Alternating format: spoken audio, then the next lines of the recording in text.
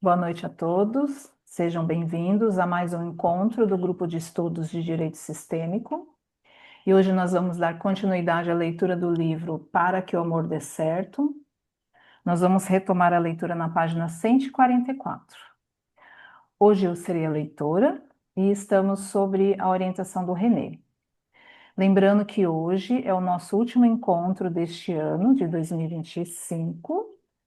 E o nosso primeiro encontro de 2026 será dia 3 de fevereiro, tá? Nas redes sociais a gente vai estar lembrando. Para quem for assistir a gravação de repente pela primeira vez, os nossos encontros acontecem todas as terças às 20h20 e se quiser participar online, ao vivo, as informações podem ser obtidas através do perfil do Instagram Leituras Sistêmicas. Dois recadinhos também antes da gente começar a leitura. Dia 16, que é terça-feira que vem, em São Paulo, vai ter um encontro pelo IBCF, presencial, para comemoração dos 100 anos do Bert Hellinger. Então, quem tiver interesse de mais informações, através do Instagram deles, IBCF Oficial. E também no dia 16 vai ter uma live da ABC Sistemas. Já está tendo, já teve algumas lives, essa daí acho que vai ser a última, no dia 16 mesmo, também em comemoração aos 100 anos do Bert Hellinger, tá bom? Quem quiser informações, é através do Instagram deles também, do ABC Sistemas. E acho que é isso, sem mais delongas, Renê, já passo para você. Ok, muito obrigado, Helena. Então, é um prazer estar aqui novamente com vocês, com esse grupo de estudos. Realmente estão acontecendo muitas coisas, né? 100 anos de Hellinger é esse ano, né? Então, vão ter mais alguns movimentos. Então, é importante ficar de olho aí. Até apenas reforçando, né, Helena, que foi uma questão colocada pela colega Irene, né? Que no Brasil, atualmente, nós temos três associações, né? A IBCF, o ABC Sistemas, que é a mais antiga, e o SESC, né? Então, todos esses divulgam aí o trabalho, o legado de Bert Hellinger, e todos eles têm uma programação própria, né? Sobre o centenário de Bert Hellinger. A Hellinger Schule, no Brasil, ela também está postando algumas coisas, principalmente vídeos, né? Então, se vocês acompanham, seja no Facebook, seja no Instagram, a Hellinger Schule Brasil, estão vindo muitos vídeos de participações antigas de Bert Hellinger, inclusive um que eu compartilhei semana passada, maravilhoso, onde ele está junto com a tradutora Rosita, falando exatamente que ele não criou as constelações familiares, né? Que ele foi de encontro a elas, ou melhor, né? Ele se surpreendeu com elas e aí foi trazendo aí as ordens do amor, as ordens da ajuda, as ordens do sucesso. Mas ele deixa bem claro, né, que a constelação familiar não é um registro dele ou não é de propriedade, né, de Bert Hellinger, né, que na verdade ela é da humanidade, está a serviço da humanidade, né? Servir a um todo comum. E aí eu lembrei também de uma frase que recentemente eu li de Bert Hellinger, que ele fala, né? A constelação familiar não está com o facilitador, ela está com o cliente, ela é apenas um momento. E quando ela termina, ela continua no corpo do cliente. E como é importante para o facilitador ter isso claro, né? Ah, eu fiz o workshop de constelação. Sim, você facilitou o workshop de constelação. Só que aquilo que você iniciou, ou melhor, aquilo que o cliente iniciou, segue com ele. Então é muito importante deixar que aquilo siga adiante junto com o cliente. E foi isso que Beth, de certa forma, fez com a gente, nos presenteou, né? Com um legado dele. E ele partiu, mas deixou esse presente para a gente, né? E o nosso grupo de estudos tenta trazer bastante esse legado, fazendo a leitura, né, de textos mais antigos dele, textos mais atuais dele, né, e colocando os contrapontos, né, das constelações familiares tradicionais, as espirituais, as novas constelações, né, e provavelmente vocês, assim como eu, estão participando de vários eventos e nós vemos várias formas aí de posturas na constelação. Existem algumas que seguem bem aquilo que Bert Hellinger ensinou, existem outras que já são desenvolvimentos a partir de Bert Hellinger. Então, vamos seguir aí com a leitura. Então, a Helena hoje estará também como leitora e quando surgirem figuras eu vou mostrar aqui na minha tela. Então, Helena, está contigo. Obrigada, Renê. Página 144, no terceiro e último dia. Harme e Marion. Eu sabia. A família atual e o antigo namorado da esposa que tentou matá-la. Bert Hellinger. Parece-me que hoje ainda temos o que fazer. Para Harm. Qual era o seu tema? Harm. No momento, ainda não sei direito. Bert Hellinger. Vocês dois são casados? Harm e Marion. Sim. Bert Hellinger. Tem filhos? Harm e Marion. Não. Marion. Esse é o grande problema. Bert Hellinger. Harm, coloque o sistema atual, a sua mulher e você. Figura 1A, colocada pelo marido. Mar, que é o marido, e mulher, mulher, que é a mulher. Bert Hellinger, para o representante de Harm. Como se sente o marido? Marido, sinto-me um pouco solitário. Ele aponta para a mulher ao seu lado. Ainda é muito pouco. Bert Hellinger, para representante de Marion. E quanto à mulher? Mulher, eu não posso olhá-lo. Ela aponta para seu ombro esquerdo.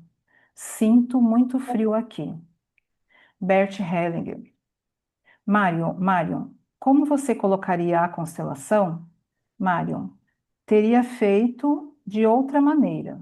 Bert Hellinger. Faça concentrada, seguindo somente a intuição. Figura 1B, colocada pela mulher. Bert Hellinger para os representantes. Bem, o que mudou? Desculpa, gente, só vou falar da figura. Aí ela inverteu o lado, tá? Só isso que aconteceu de diferente da primeira. Marido, está melhor. Antes, o lado direito estava vazio. Agora, aí está a mulher. Do lado esquerdo, não me falta nada. Mulher, para mim também é melhor. De certa forma, sinto-me mais correta, mas ainda não posso olhar para ele. Bert Hellinger para Marion. O que houve em sua família de origem? Marion. Tenho uma irmã 4 anos mais jovem. Meus pais se separaram quando eu tinha mais ou menos 8 anos. Meu pai tornou a se casar e eles adotaram 2 crianças.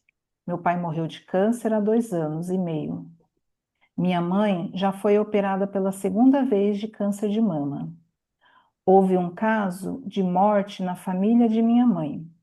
O seu irmão mais jovem se suicidou aos 21 anos, abrindo o registro de gás. Esses são acontecimentos marcantes dos quais me lembro agora. Bert Hellinger.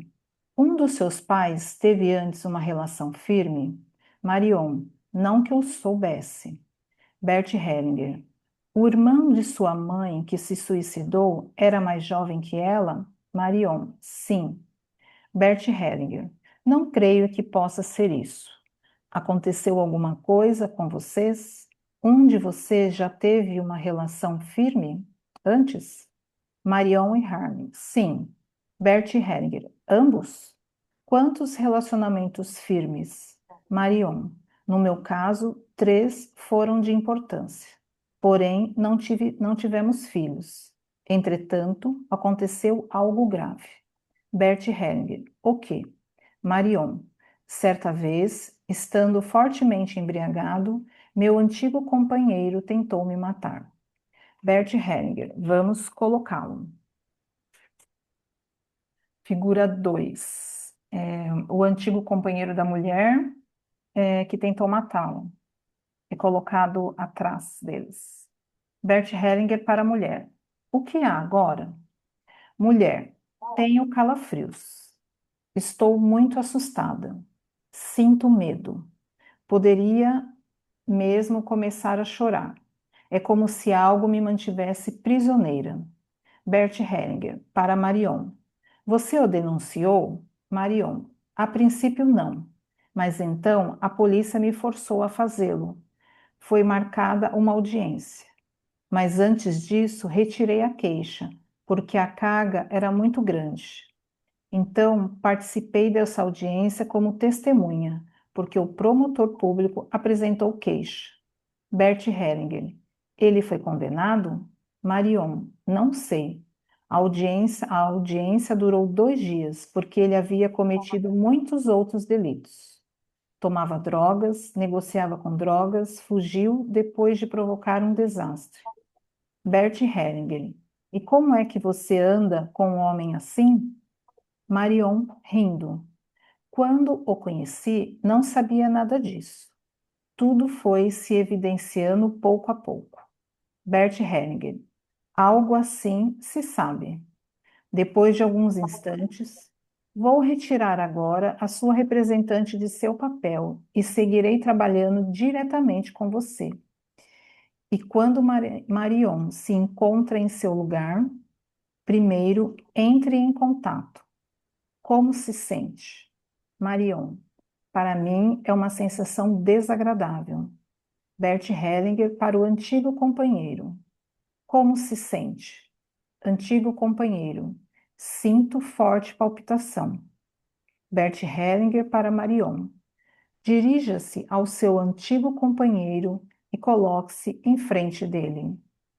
Figura 3. A mulher, ela se aproxima e fica de frente ao antigo companheiro. Marion e o antigo companheiro fitam-se nos olhos por longo tempo sem dizer palavra. Bert Hellinger para Marion. Coloque-se ao lado dele. Marion coloca-se à direita de seu antigo companheiro. Bert Hellinger para Marion. E então? Marion, é uma sensação estranha. Bert Hellinger. Como é a sensação? Marion, é desagradável. Bert Hellinger para o antigo companheiro. E você? Antigo companheiro. Estou nervoso. Bert Hellinger para Marion.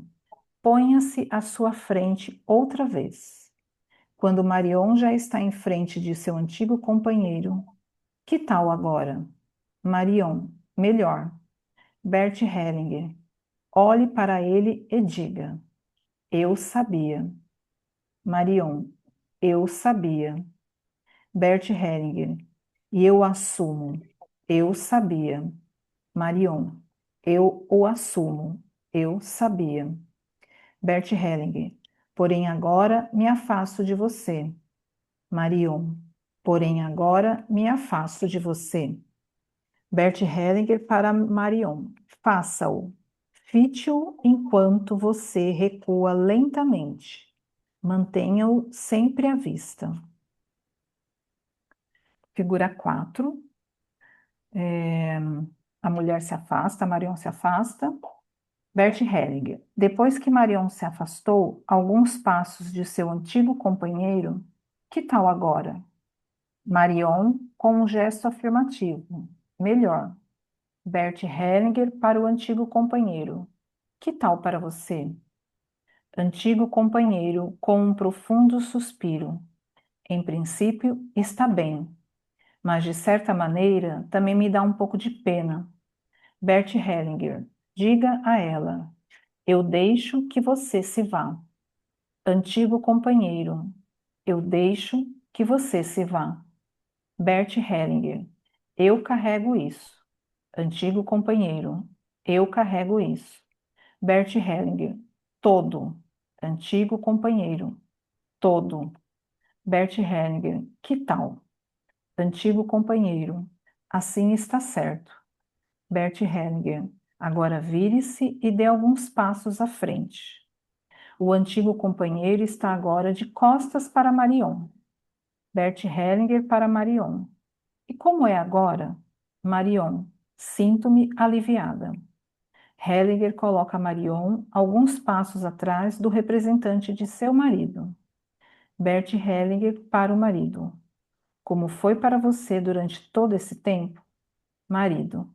Agora está melhorando, mas antes eu tinha a forte sensação de que tudo se passava às minhas costas e pensava: tenho de aguentar, tenho de aguentar, tenho de aguentar. Hellinger coloca o representante do marido de Marion à direita dela. Figura 5. Bert Hellinger para Marion. Que tal assim? Marion. É agradável. Bert Hellinger para o marido. E para você? Marido. Para mim é difícil deixar ir tão rápido o que se passou. Ainda estou pensando nisso. Bert Hellinger. Em que exatamente? Marido. Em aceitá-la aqui ao meu lado. Tenho dificuldades em perdoá-la. Bert Hellinger para Harm. O que você acha disso? Harm pensativo. Sempre sinto também um leve ressentimento em relação a ela, mas não sei por quê. Hellinger coloca então Harm na constelação. Bert Hellinger para Harm. Olhe para ela e diga: é perigoso demais para mim. Harm. É perigoso demais para mim. Bert Hellinger. Como é? Está certa a frase? Harm. Não. Bert Hellinger para Marion. Isso a atinge? Marion. Não atinge. Bert Hellinger. Não atinge. Depois de Harm fitar longamente a sua esposa, Marion, nos olhos, está bem assim? Harm, estou um pouco triste. Harm torna a fitar Marion no fundo dos olhos. Bert Hellinger, creio que vou deixar assim. Tudo bem? Marion e Harm assentem com a cabeça e se sentam. Harm olha pensativamente à sua volta. Só um instantinho, Helena. Tá? Eu só vou fazer uma intervenção. Eu sei que a leitura vai continuar, mas tem uma questão aqui. Quando você estava lendo sobre o antigo companheiro, é, só um instantinho, eu admiti aqui, o antigo companheiro, né, de Marion, página 148. Eu carrego isso e a tradução aqui é Hellinger falando todo. E existe um livro na Alemanha de Hellinger que chama Das Ganze. E Das Ganze em alemão significa a totalidade. Eu sei que todo significa totalidade, mas a gente não costuma associar todo com totalidade. Então, quando Hellinger fala das Ganze, ele está falando a totalidade, né? Então, eu carrego isso, a totalidade. A totalidade, inclusive, dessa relação onde a mulher sabia e não falava. Então, este homem toma para si a totalidade, a total consequência desta relação, do dito e do não dito. Isso tem muito peso e ao mesmo tempo tem muita força, né? E talvez isso reflita aí depois em Ram, quando o Ram vira e fala, olha, eu também tenho dificuldade, né, de olhar para ela, eu tenho ressentimento e depois tristeza, né? É, porque de certa forma ficou uma totalidade com o outro que tentou matá-la. Então a gente entra num tema mais filosófico aqui, né? Que totalidade é essa? Né? E, logicamente, na relação de casal a gente não sabe responder isso, né? O que é esse todo que eu carrego? E que eu carrego, às vezes, por mim e pelo outro. E quando eu digo sim para o outro, eu digo sim para a totalidade dele. Eu não digo sim para parte dele.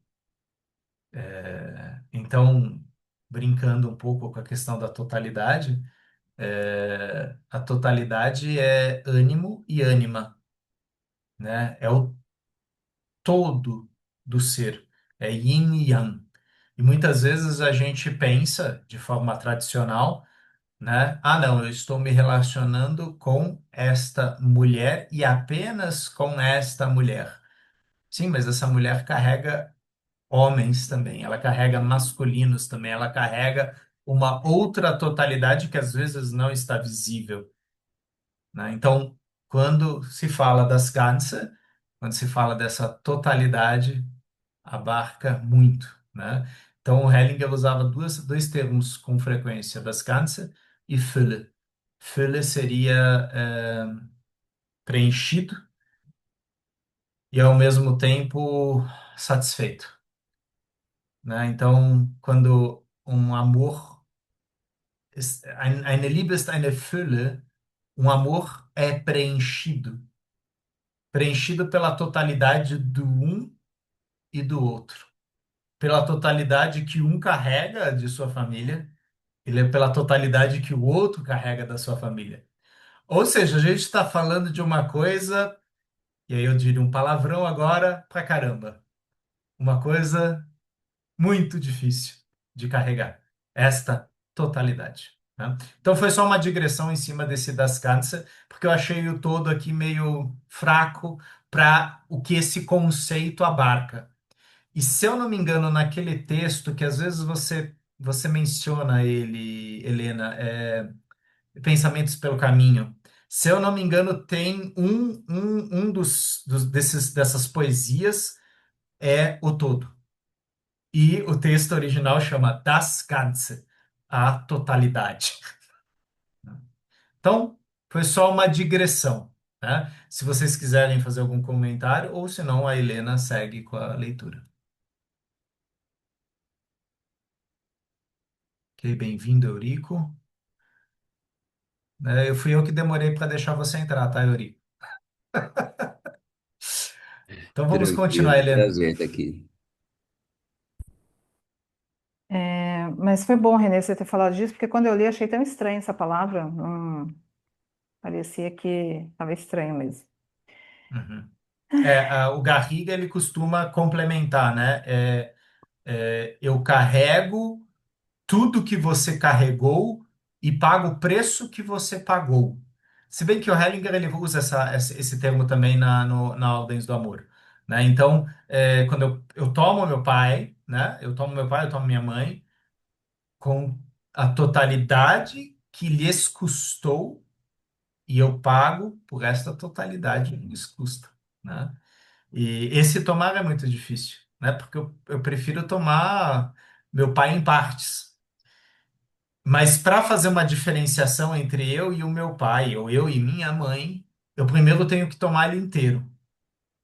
E depois eu vou fazer pequenas diferenciações, né? Então, essa é a diferença entre o movimento inicial, que é tomar o todo, tomar a totalidade, e depois tem certas coisas que eu falo que é isso. Isso aqui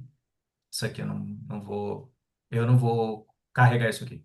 Isso aqui é demais, né? Ou isso aqui está relacionado com relações que têm a ver com o vovô, com a vovó, com o bisavô, com o tio, com a tia. Isso não é da minha responsabilidade. Então, primeiro eu tomei a totalidade, depois eu vou separando o joio do trigo, né? Então, primeiro eu pego todo, eu pego o saco.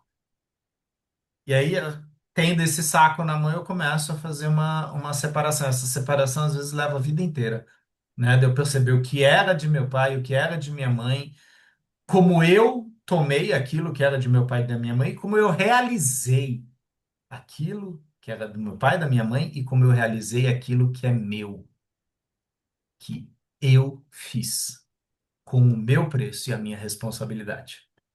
E aí a gente passa a nhaca para frente. Se a gente não tem filhos, não se preocupem, sempre tem alguém disponível para tomar. Às vezes um aluno, uma aluna, um cliente, um paciente.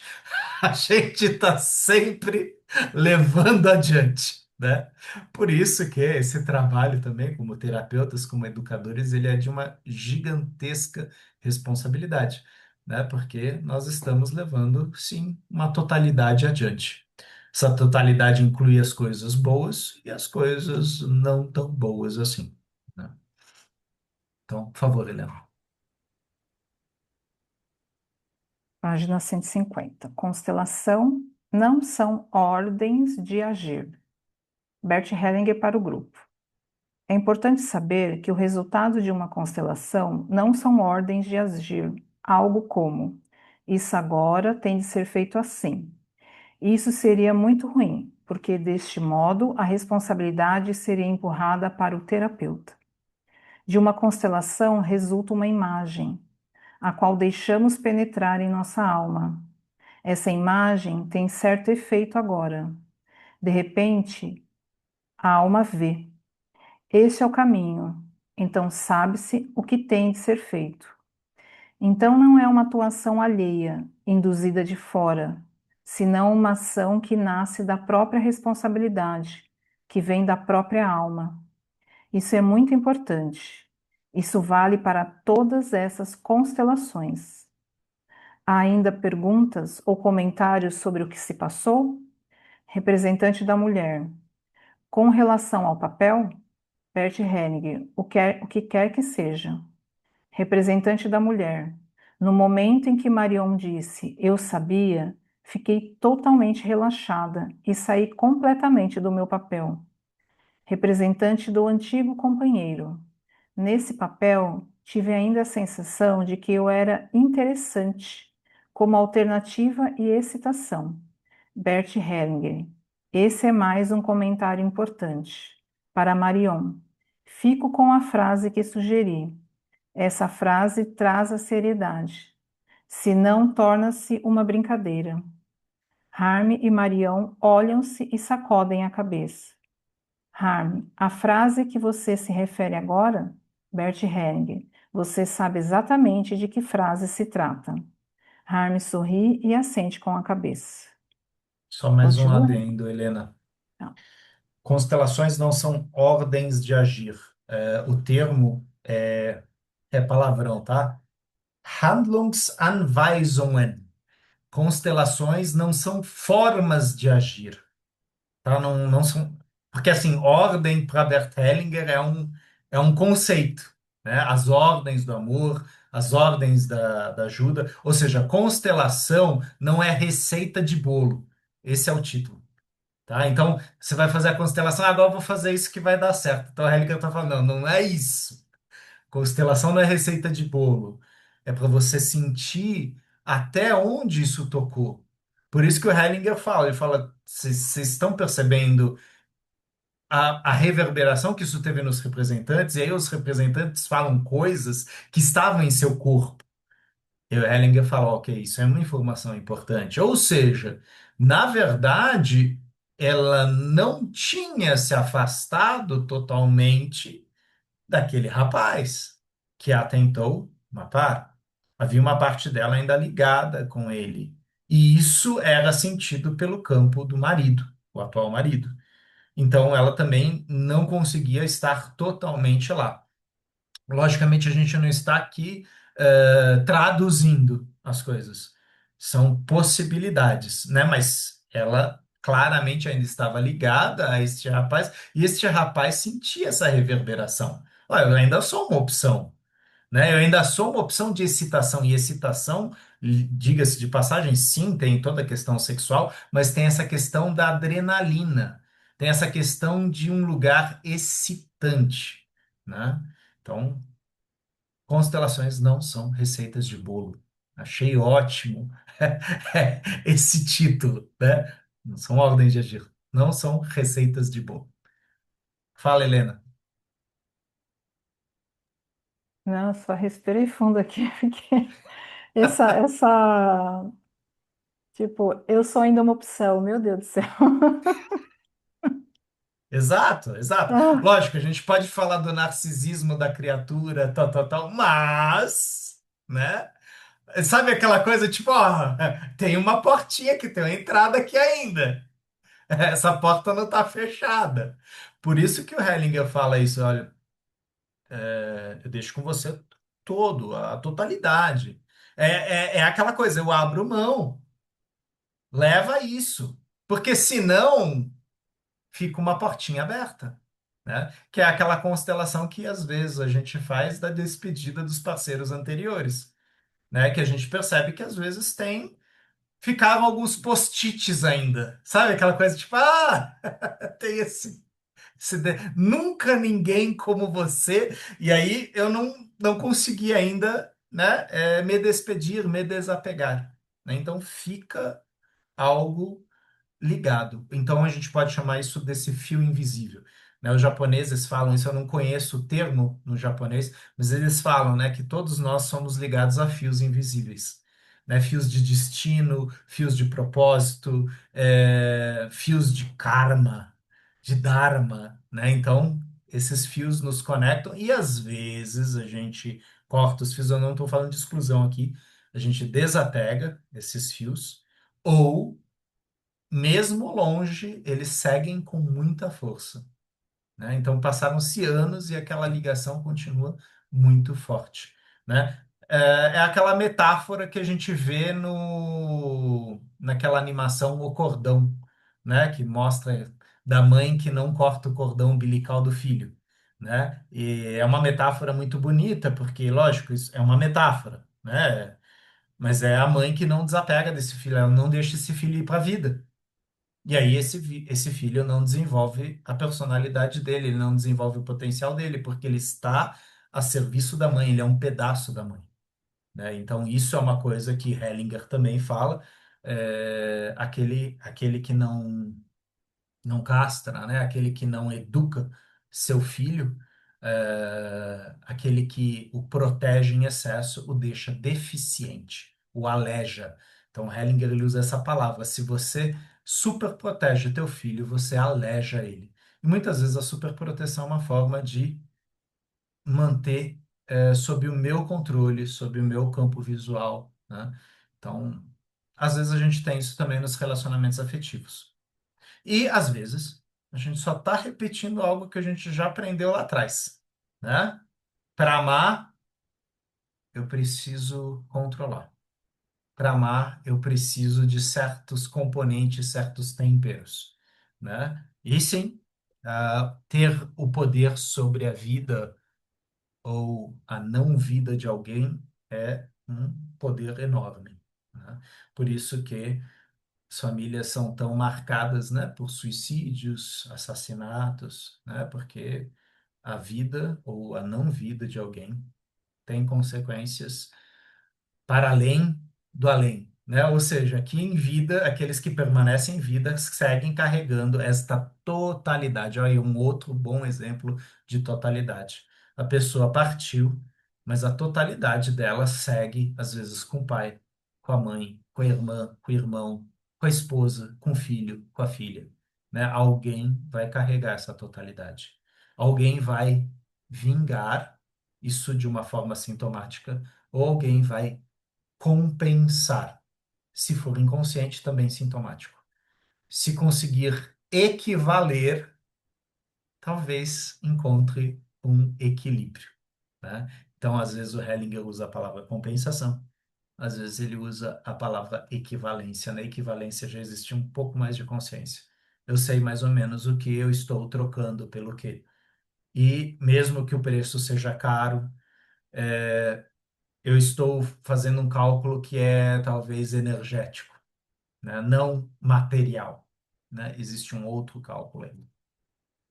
Ok, então foi só uma interrupção aí. Helena, então depois da pausa, acabamos de fazer uma pausa, a gente segue. Depois da pausa. Harme, estou tranquilo, um pouco reservado, um pouco triste, mas também um pouco fortalecido. E apesar de tudo isso, aberto para o futuro. Sinto-me totalmente aberto. Marion, sinto-me bastante desorientada, pois a minha constelação não me forneceu um quadro tão claro. Por exemplo, a pergunta de por que busco um homem assim? Essa pergunta está dando voltas na minha cabeça. Bert Hellinger, eu não disse isso. Minhas palavras são muito precisas. Marion, em todo caso, estou pensando por que eu o escolhi. Até agora, não tenho resposta a essa pergunta. Bert Hellinger, para mim, se tratava de fazer você reconhecer que você sabia, isto é, que você tem uma parte da responsabilidade pela sua situação. Isso é o essencial. Marion, apesar disso, me ocupo deste porquê. Por que eu fiz? Bert Hellinger, o porquê não é importante. Os próprios atos têm consequências. Você deve dizer-se interiormente. Assim o fiz e assumo as consequências. Assumo as consequências no que me dizem respeito. Um dia depois. Pode continuar, René? Só um instantinho. Eu acho que a gente pode pegar essa última frase do Hellinger e aplicar para várias coisas da nossa vida. Ai, por que que eu sou assim? E aí o Hellinger responde: o porquê não é importante. Os próprios atos têm consequência. Os próprios atos, os seus atos. Você deve dizer-se interiormente: assim o fiz e assumo as consequências. Assumo as consequências do que me dizem respeito. Isso é o caminho do adulto, né? O adulto se responsabiliza e nós buscamos, talvez, numa constelação familiar, levar o nosso cliente a um estado de autorresponsabilização, né? Sim, existem coisas que foram feitas pelo pai, pela mãe, pelo avô, pela avó, só que aí a frase de Virginia Satir, o problema não é o problema, mas a forma como você lida com ele é a questão. E aí, recentemente, eu li uma frase também de Hellinger, eh, que era mais ou menos assim: o sintoma não fala sobre você, mas a forma de curá-lo, sim, fala de você, né? Quer dizer, como que você lida com aquilo que às vezes você carrega, né? Pegando aí a metáfora da Gláucia Paiva, a mochila transgeracional que a gente carrega. E aí é aquela coisa assim, é você que está carregando, mas a forma como você vai usar essa mochila, esses materiais, tal, isso é sua responsabilidade. Ah, mas essa mochila já veio comigo, já veio. Agora, como você vai usar essa mochila? Né? E logicamente, terapia, autoconhecimento, autodesenvolvimento, né? Herê, por favor. Eu tô imaginando um caso aqui que eu sei, que eu conheço, a pessoa que eu conheço falou assim: comecei a namorar com aquele rapaz, ele era legal, tudo. Depois descobri que ele não tinha uma profissão fixa e a profissão dele era ladrão, saindo pra cidade à noite roubando. Eu fiquei a vida inteira fico imaginando, gente, mas como é que pode, né? De onde que vem isso? Seria mais ou menos o mesmo caso aí, né? Talvez. Eu, eu assisti recentemente uma cena do 007, o último James Bond. E, se eu não me engano, é o terceiro filme com esse ator. E ele está sendo entrevistado num spa por uma psicóloga, né? Que depois vai virar o grande amor da vida dele. Mas ela vira e fala assim, tipo, teu trabalho é estressante? Ele fala, às vezes. Você bebe muito? Ele, demais. Você gosta do que você faz? Muito. Qual que é a sua ocupação? Eu mato pessoas. Ele responde assim com uma... Porque para ele tá claro. O que que eu faço? Eu mato pessoas. Você fala, pô, como que você tem coragem de falar uma coisa dessa? O cara é responsável. Assim, obscenamente responsável. Eu mato gente, né? Ele não tentou, eu trabalho no setor de despachos. Não, não, eu mato pessoas. E se a gente pensar num ladrão, num bandido, em alguém que furta, talvez isso tenha sido ensinado, assim como a profissão de policial, né? A gente vê que às vezes uma pessoa vira policial e ela fala, não, porque meu pai era meu policial, meu avô era policial, é quase que uma tradição familiar. Sim, furtar também. E existe uma filosofia por trás disso. Logicamente, talvez eu não consiga aprofundar essa filosofia, mas faz sentido, é uma herança, é um legado.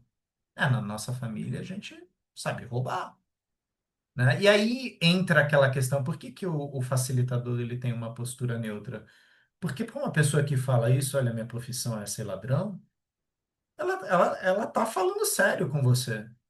E aí, se eu, nesse momento, entrar com a moralidade, eu não vou levar a sério o meu cliente, né? Eu vou excluir ele. E ele está falando sério, não, eu roubo pessoas, né? Ah, mas o que o René acha disso? Não, se o René acha isso certo ou errado, isso é outra coisa. Lá estou como facilitador.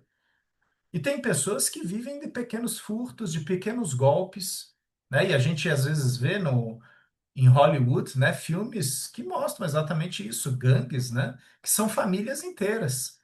E elas enriquecem, né, aplicando golpes no seguro, aplicando golpes em pessoas. Aqui no Brasil a gente tem muitas pessoas que vivem do estelionato, inoficialmente e oficialmente. Quer dizer, os dados, né, sobre crimes de estelionato são bem oficiais. É bem vasto isso. E alguns dos estelionatos aplicados no Brasil vêm de instâncias altas, né? E agora eu não estou nomeando bois, porque na verdade a gente tem isso desde a colonização, tá? Então isso não é de fulano ou de ciclano. A gente vê um campo que atua aqui há muito tempo. Um campo onde, olha, você é assim, você é de tal casta social, isso me dá o direito de fazer isso com você. Sim, estamos falando de desigualdade social, de racismo estrutural, de toda essa gororoba, né? Então, interessante você trazer isso, né? Como é que a gente escuta isso numa constelação? Eu sou ladrão. Aí, como é que eu vou me relacionar com o ladrão? Não sei, que você quer roubar junto com ele? Não, imagina, mas que absurdo! Não, ele ganha bem? Não, não, ele tem muito dinheiro, então. Quer dizer, entra talvez numa questão ética, né? Não é nem moral, quer dizer, porque provavelmente em algum momento vocês vão se tornar parceiros. Cúmplice, talvez você já seja, né? Ah, eu sei que ele é ladrão. Ah, mas eu gosto tanto dele. E aí entra aquela frase que o Hellinger falou, você sabia? Não, não, eu não sabia. Como que você tá com um homem assim? Não, eu não sabia dessas coisas. E aí ele fala, uma coisa assim se sabe, né? Então, são gestos, tal. Quer dizer, para chegar no absurdo do cara tentar matar ela, quer dizer, provavelmente ele já tinha demonstrado alguns excessos antes, né? Dessa virilidade, dessa força. A gente teve um dado aí chocante nessa semana, essa semana, a última semana, do feminicídio no Brasil, né? Cara, é altíssimo. E sim, a gente tem lei e tal. Inclusive, recentemente se falou, né? Quer dizer, na Itália, pela primeira vez, se qualificou o femicídio. Aqui no Brasil, ele já é qualificado faz tempo, né? A justiça já tem um olhar sobre isso. Só que, assim, os números aqui são muito altos. Então, a gente não está falando de uma coisa que é lá no norte, lá no nordeste. Não, não, é Brasil. E parece ser uma consciência coletiva. Uma consciência coletiva que parece que sacrifica mulheres, que parece que trata isso com uma certa levianidade. Ai, não, ele não é violento, é que ele às vezes fica meio bravo, é que eu provoco ele. E existem frases que diminuem, às vezes, certas atitudes. E aí vem músicas que de repente falam, né? Ah, só um tapinha não dói, tal, tal, tal. E aí você tem os lados, né? Pô, que absurdo isso aqui. Sim, existem músicas que falam da violência contra a mulher e banalizam a violência contra a mulher, que coisificam a mulher, coisificam a criança, coisificam o ser humano. E ok, né? Um dos grandes problemas hoje na psicologia, que recentemente eu debati lá no Congresso, é como a vida é barata nos videogames. E, ok, isso talvez não seja problema para a faixa etária que está nesse grupo de estudos. Agora, imagina uma criança de 10 anos que joga um videogame onde ela ganha pontos matando pessoas, estuprando pessoas, roubando coisas. Quer dizer, isso é um valor, tá? E ela publica isso no YouTube e ela ganha seguidores. E de repente o seguidor Antônia, Antônia da cadeira gamer dela, fala: Nossa, você é top killer. E a criança, ela fala: Pô, isso é um lugar de pertencimento, olha que coisa legal, eu sou top killer. Né? Então, eu não estou falando de uma coisa leviana, isso é real, isso está acontecendo. É que nós temos ainda um certo antes e depois. Essa molecada, ela está mergulhando sem antes. Ela está mergulhando direto nisso onde a vida não tem tanto valor assim. Ah, não, porque eu sou gangster, né? Eu sou sem piedade. A vida não é um jogo. Só que tem muita gente jogando a vida como se fosse um videogame. E aí o Hellinger falava, ele falava, cuidado, não jogue comigo, né? O jogo da vida é vida ou morte, né? E sim, me preocupa o excesso. O excesso que eu estou falando é de videogame, é de telas, é da virtualidade. A virtualidade está nos desvirtualizando. A gente está ficando mais alienado do que real, né? A gente está perdendo a corporeidade, né? Mas foi só uma digressão. Por favor, Iris, você ia continuar falando um pouco desse caso diferente. Olha, eu saí da tela, gente, porque eu tive um problema na minha casa que acabou a luz. Então, eu, Uhum. com muito custo, estou conseguindo fazer pelo celular, tá? Tá Por bom, isso, tá tá bom? bom. Bom que você está aqui, né? Herê, por favor. Você falou vários casos, né? O que eu estava lembrando antes do caso que eu falei foi do roteirista do Brasil. Você liga a televisão, cada dia tem muita novidade com relação. A gente fala assim, a pessoa é ladrão, mas quando você vê a cultura, toda a forma de colonização do Brasil, o que está acontecendo, é só ligar a televisão, que é todas as camadas sociais, né? Que você vê coisas que você não acredita que você está vendo. E a Uhum. questão também, foi muito bom você ter lembrado da questão do feminicídio, que não é um caso só que está aparecendo na televisão, não, tá todo, esse ano foi um ano difícil, viu? A gente está vendo coisas assim que eu mesma não consegui abrir tela para ver nada, porque eu sei que muita gente estava no primeiro hall lá de notícias, de visualizações, e tem coisas que eu, com relação ao feminicídio mesmo, que eu não consegui nem abrir a tela para ver nada. Só chorar, né? De lembrar de coisas que várias pessoas. Eu sou muito sensível com relação a isso, mas de que. é, de coisas que muitas mulheres, né, crianças e jovens estão passando, né? E isso, sabe, isso me toca muito, tá? Isso me toca demais, né? Então, foi muito bem lembrado aí, né? Teve até um exemplo que a Cleusa deu, né, Cleusa? Semana passada, da questão de quer calar uma mulher, enche a boca dela de chá de camomila.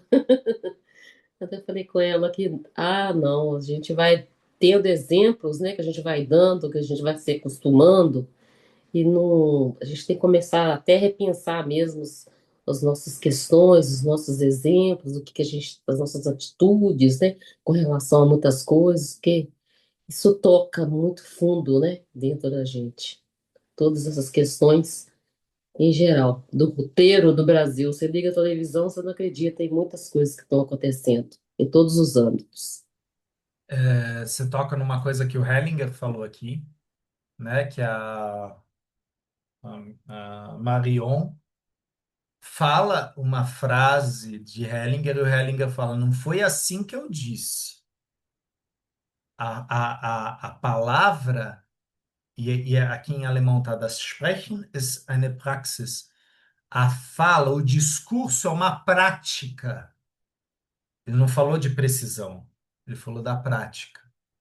Então, transformar aquela palavra numa prática. Então, quando eu falo encher a boca da mulher de chá de camomila ou de outras coisas, na verdade, é uma violência em si.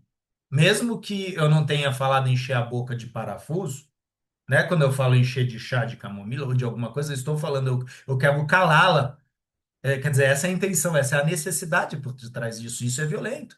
Tá? Então, na psicanálise, a gente começa a esmiuçar essas palavras. E não faz muito tempo atrás, eu acho que foi o Tony Ramos, o ator, que ele falou isso, que a gente está muito descuidado com a língua, que a gente fala coisas vulgares sem perceber a amplitude dessa vulgaridade. Ele fala, nós estamos muito vulgares, né? Nós não ligamos para as coisas, nós estamos banais. E também, há muitos anos atrás, o ator Paulo Altran estava sendo entrevistado pelo diretor Abu Janra naquele programa Provocações, e ele também falou isso. Ele falou: a palavra necessita de um cuidado. Então, você percebe que pessoas cultas, escritores, professores, terapeutas, às vezes escolhem muito bem as palavras. E o Hellinger era um que escolhia muito bem as palavras. Na verdade, ele ficava muito em silêncio. Quando ele falava, era realmente uma ação que ele estava fazendo, né? Então, esse cuidado na palavra, ele tem a ver com cuidado na escuta, né? Para que a constelação não seja uma violência a mais, além dessa que o cliente já traz. Então, isso que você está trazendo é fundamental. Quer dizer, o quanto, né, na língua, às vezes, nós estamos sendo descuidados, né, na forma como nós falamos, talvez nas brincadeiras que nós fazemos, né? Então, sim, esse tema está até fresco na minha cabeça, porque eu escrevi um artigo recentemente sobre o cinismo. E existe uma diferença muito grande entre o humor e o deboche, entre o humor e a ironia, entre o humor e o sarcasmo. E atualmente o que a gente mais vê, principalmente nas mídias sociais, eu falo aí do X, do Instagram, e tal, é deboche, é ironia, é sarcasmo, não é humor, né? Principalmente quando se refere à tragédia de outrem ou de classes minoritárias. Quando eu falo de classes minoritárias, pessoas que às vezes não têm palco para poder se defender ou lugar de fala, né? Então é uma cultura complicada. Guilherme Lipovetsky já tinha falado isso lá atrás, né? A sociedade do espetáculo.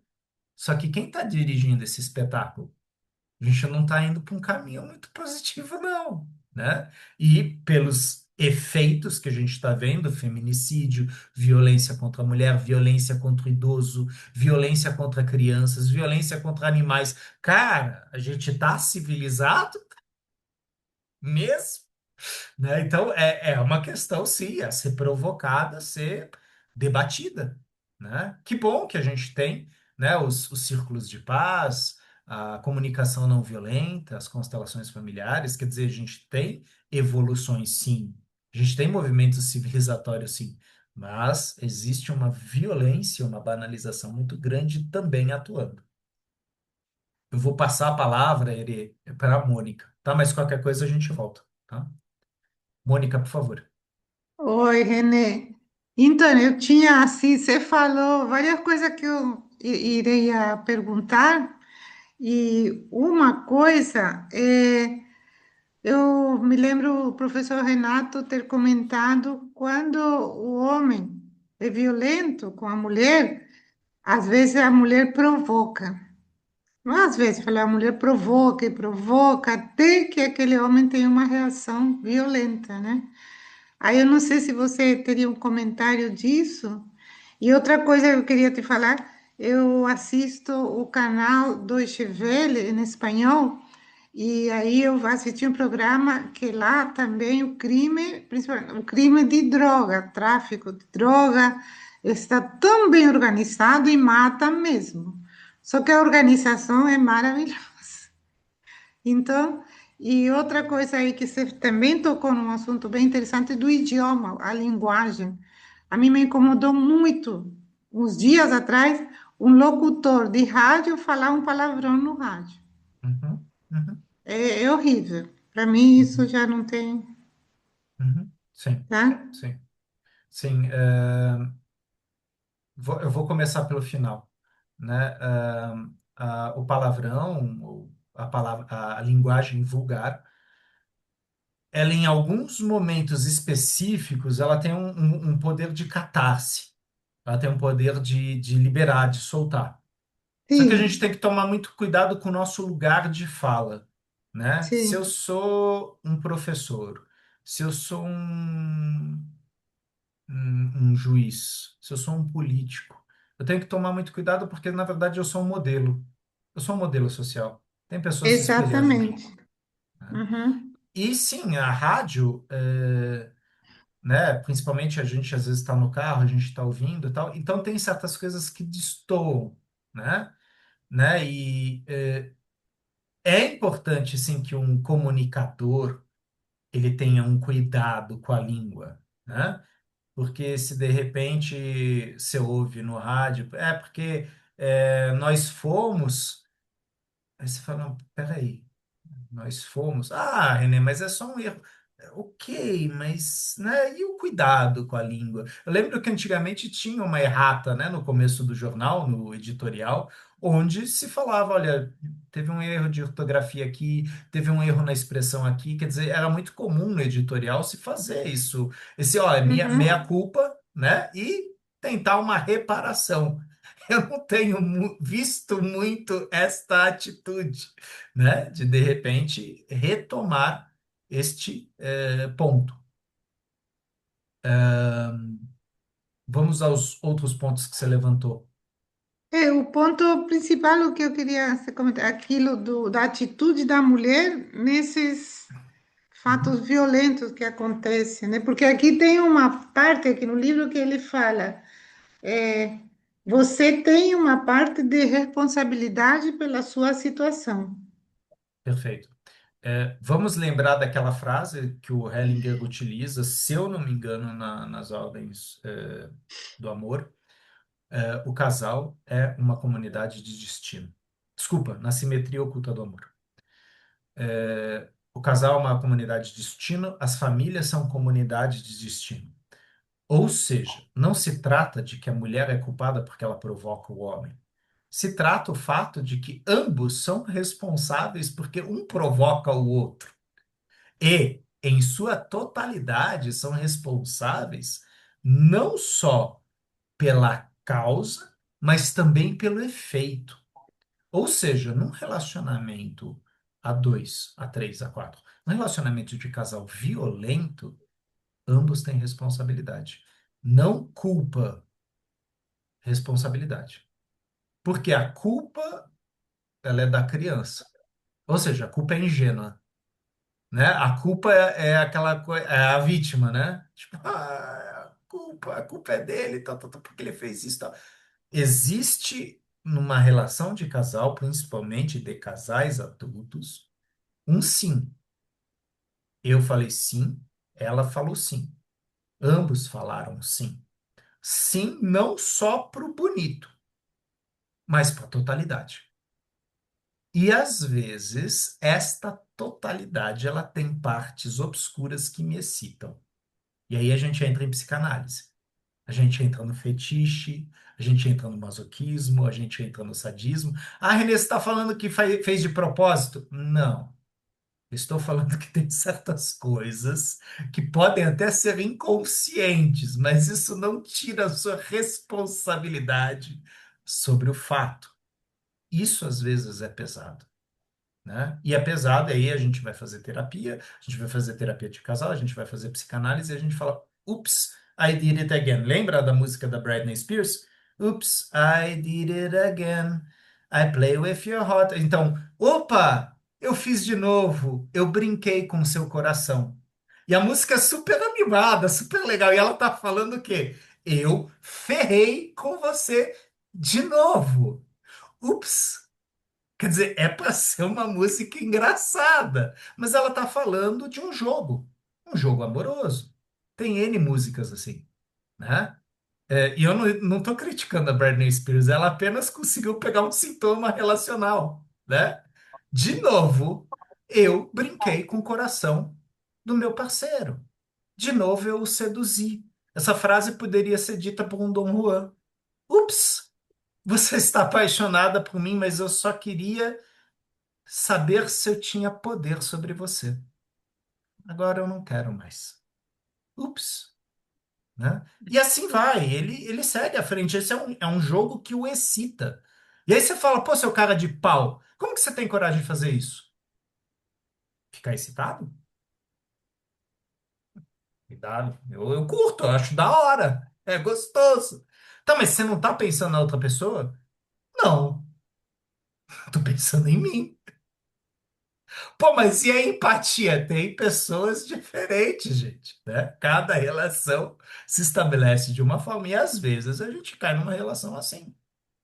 Ou de repente a gente se percebe sendo uma pessoa assim com o outro. Ah, ai, mas eu não sou assim sombrio, sombria. Se você ainda não descobriu isso, calma, que vai vir. É só você dar tempo ao tempo, né? Então, nós, como humanos, temos todas as potencialidades. Novamente aparece o das Kantze aí. Nós temos toda a totalidade. E se eu me envolvo numa relação zoada, é porque existe uma reverberação entre eu e o outro, né? A gente brinca com esse termo, né? Ah, eu tenho o dedo podre, né? Toda pessoa que eu me relaciono é zoada. Você falou, você tem dedo podre. Você tem dedo podre. Você escolheu aquela pessoa. Aquilo reverberou com uma característica sua, né? Infelizmente e provavelmente inconscientemente.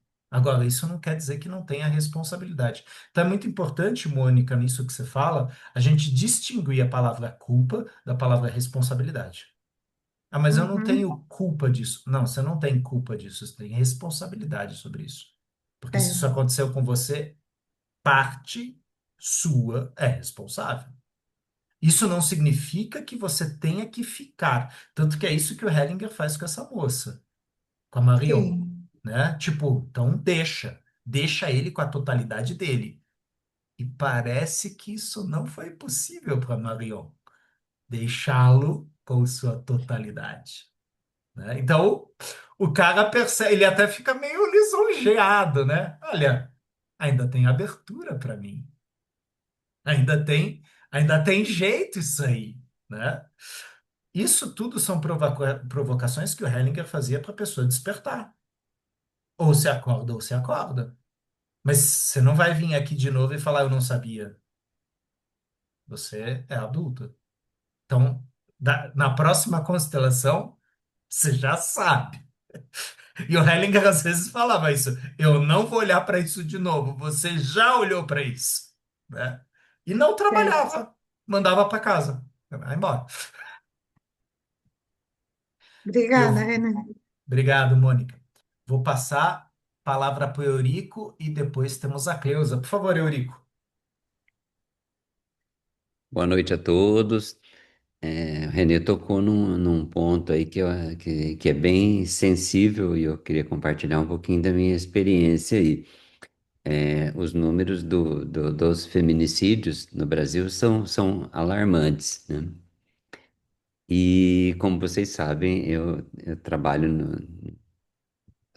desempenho um trabalho voluntário dentro dos grupos reflexivos de homens, que são fluxos resultantes dos Marias da Penha, da violência doméstica.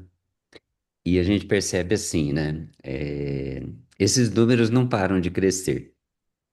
A gente, dentro do núcleo, numa cidade onde eu moro, uma cidade de 130 mil habitantes, mais ou menos, o fluxo é enorme. A gente não dá conta de atender ou de ter tantos grupos reflexivos de homens que foram condenados por uma violência doméstica, a gente não dá conta, não dá conta de atender todos os homens que chegam desses fluxos. E aí o que que a gente percebe também, né? O que é que falta para a gente poder e como que a gente pode transformar esses resultados que vão acabar lá no feminicídio? Os grupos reflexivos de homens, por exemplo, eles têm uma potência, uma força muito grande. Porque quando eles chegam ali, eles sentem, eles pensam que eles estão cumprindo ali um castigo, que ali vai ser um castigo para eles. E, na verdade, quando você abre espaço para uma conscientização, para uma reflexão, aí você percebe que a mesma pessoa que chegou ali não é a mesma mais depois ali de dois, três, quatro encontros. A pessoa, ela já abre espaço para refletir sobre as situações, sobre aquilo que ela deu causa, sobre aquilo o dano que ela causou. Então, para gente pensar em reduzir esse número alarmante de feminicídio no Brasil, só tem um caminho. Só tem um caminho. É educação, é pensar na educação, é proporcionar uma reflexão maior para os homens, porque dentro das camadas mais carentes da nossa sociedade, essa cultura do patriarcado e do machismo, ela é muito grande, ela é muito presente ainda. Mas também fica aqui um desabafo com vocês, né? É, quando a gente fala em um trabalho voluntário, né, a gente tem uma dificuldade muito grande da sociedade responder com isso.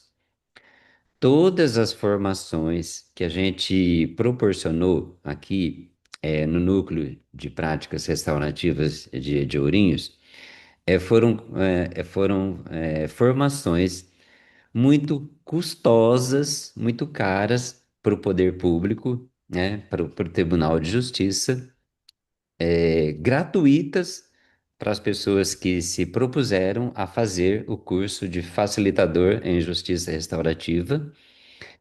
Mas em muitas formações, a gente chegou a dar uma formação voltada para a educação para 30 professores, 30 profissionais da área de educação, para eles levarem os círculos de paz para dentro das escolas.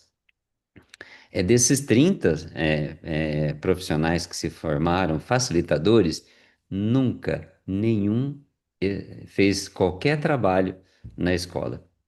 Nunca nenhum colocou em prática aquilo que, com muito sacrifício, com muito custo, com muita política, com muita choradeira, que a gente tem que fazer lá em cima, na esfera lá do Tribunal da Escola Paulista da Magistratura, né, para bancar uma formação que vai custar para o tribunal 30 mil reais, para trazer professores de São Paulo, formadores, trazer pessoas para alimentar, transporte e essas pessoas.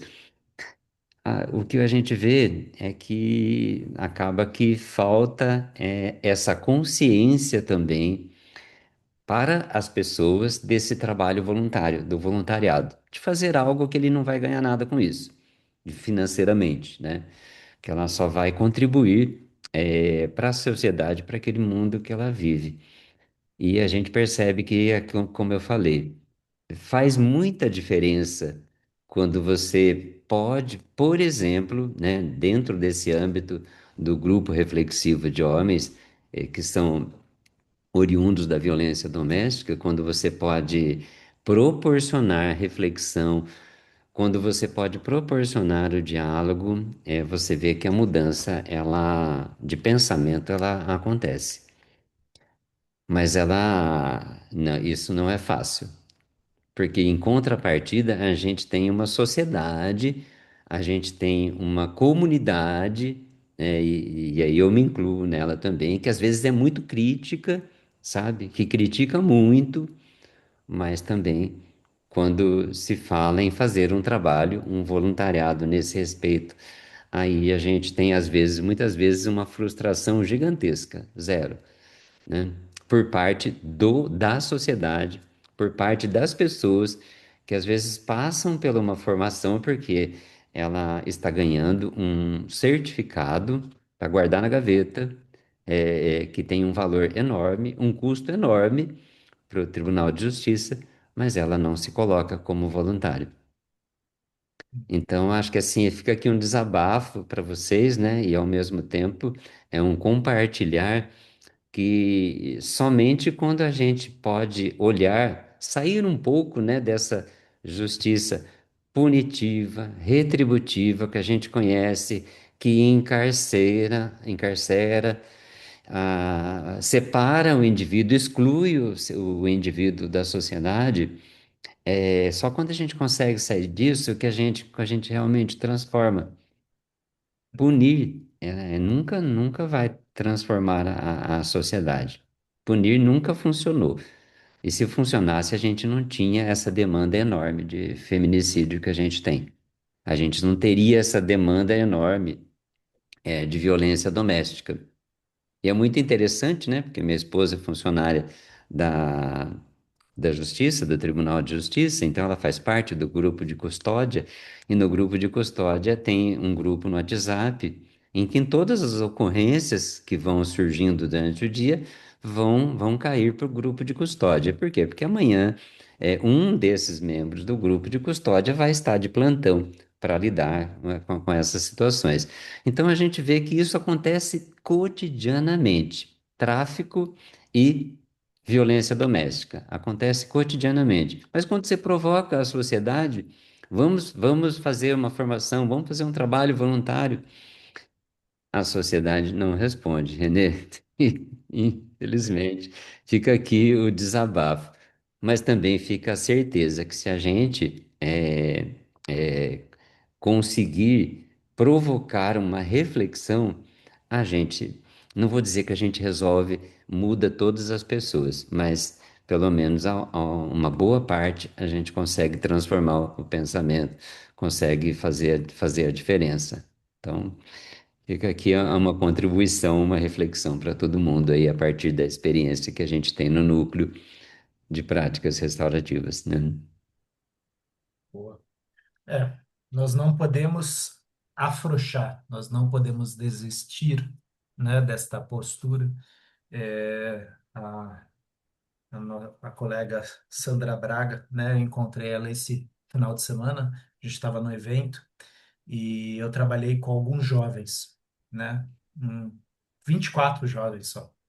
E eles se queixaram disso, eles falaram, mas, meu, a gente está fazendo isso aqui, essa coisa terapêutica, de que adianta no mundo do jeito que ele está? Né? Eles trouxeram essa questão. E aí eu Sim. falei para eles, né, uma coisa que eu falo muito para os meus pacientes, ó, antes de melhorar, piora muito. O caminho terapêutico é assim, antes de melhorar, piora muito. Né? E Mahatma Gandhi morreu, mas a frase dele era: seja você a mudança que você deseja ver no mundo. E a gente sabe que o pensamento de Gandhi segue vivo. Sim, ele foi violentamente retirado da sociedade, mas o legado dele ficou.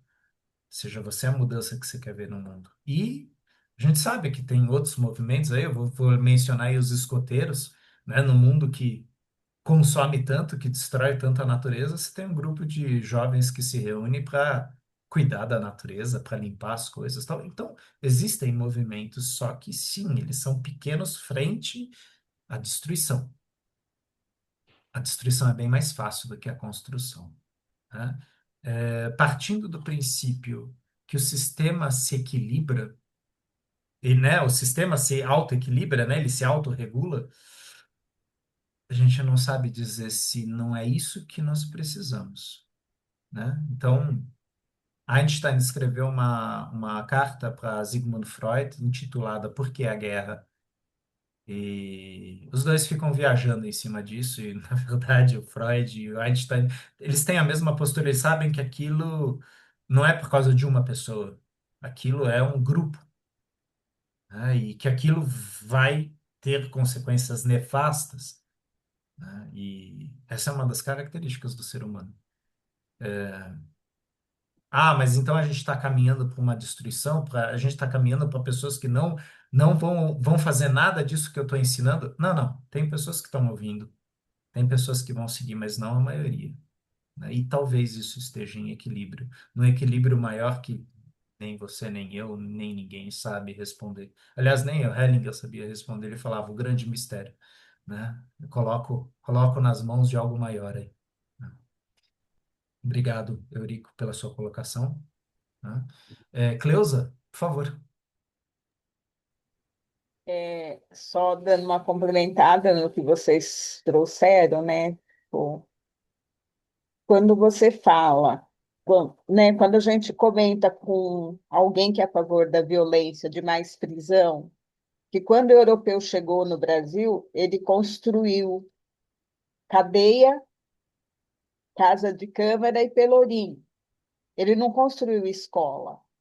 Perfeito. Então, se a cadeia resolvesse, ela foi construída, assim, o Martim Afonso construiu a primeira cadeia aqui em 1532 e não construiu nenhuma escola. Então, assim, um dia isso vai mudar, mas não sei quando. A gente tem que estar passando, porque na cabeça das pessoas eles acham que se tiver mais cadeia vai mudar alguma coisa, Uhum. né? Então, e daí você citou escoteiro, né? Aqui em Cubatão tem um grupo de pescadores que eles fazem 3 ou 4 vezes no ano uma ação de limpeza do manguezal. E eu participei de algumas ações dessa com eles. Então, assim, para mim foi uma experiência maravilhosa, aquela coisa de você literalmente pôr o pé na lama, porque a gente olha o manguezal de longe e vê aquela lama preta, aquele cheiro, e a gente já perde o nariz, né? Eles, nessas ações, eles convocam voluntários, pedem alimentos para transformar em cesta básica, né? Coloca o barco à disposição, atravessa o rio com os voluntários. E em agosto, em 3 horas, com um grupo que não devia ter 30 pessoas como voluntários, tirou 1.100 quilos de lixo de uma área pequena do mangue. Olha E o só. brilho nos olhos deles de ver que, depois de alguns anos fazendo isso, o mangue está revivendo e está tendo mais caranguejos, é assim maravilhoso, Uau, uau. né? Daí outra coisa daí assim, vou falar para Erê, mas para complementar, né?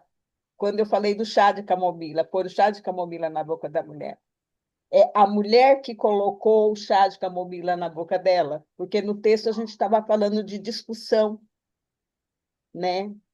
Então, é um desses contos sufis, os livros de história, que a mulher foi perguntar para o sábio o que que ela fazia, porque sempre que o marido chegava em casa, eles começavam a discutir.